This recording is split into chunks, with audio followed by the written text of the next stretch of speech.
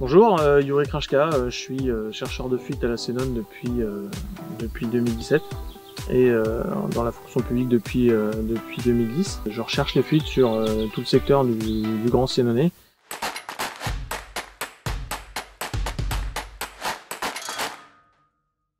Donc ici on a le patrouilleur, c'est ce que j'utilise le matin pour récupérer les données des capteurs que je pose.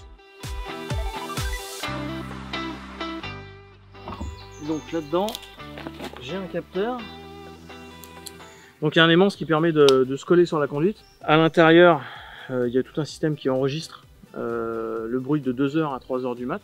Parce que en pleine journée, il va y avoir du tirage d'eau qui vont faire du bruit, qui sont pas des fuites. L'antenne permet d'envoyer l'information quand je passe avec mon patrouilleur. Donc le patrouilleur que j'avais dans le camion.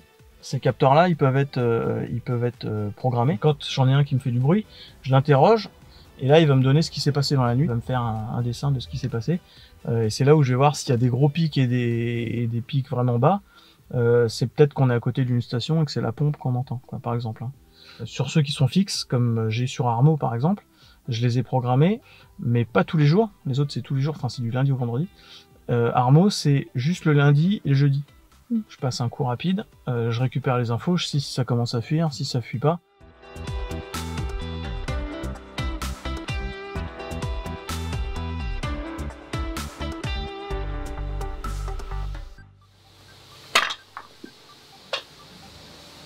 Je vais mettre le deuxième capteur qui va permettre de faire la corrélation, donc qui se parlent entre eux et ils me donnent l'information de à peu près où ça peut être. Donc ça peut être avant, ça peut être après, ça peut être entre les deux. Et moi je vais déplacer encore mes capteurs pour approfondir le truc, quoi.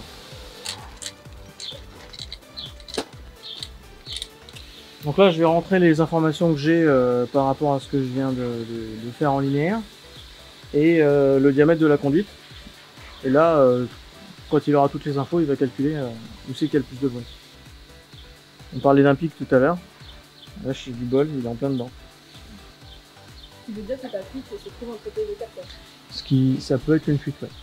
Soit c'est une fuite, soit c'est un tirage. Pour donner une idée de l'utilité de ce boulot, on a eu une fuite sur une ville où le pompage au niveau de la source pour redistribuer durait plus de 24 heures. C'est-à-dire qu'on avait des pompes qui tournaient en continu parce qu'il y avait des fuites.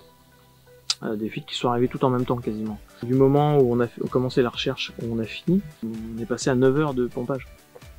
Donc tout le reste c'était de la fuite, de l'eau qu'on perdait, quoi.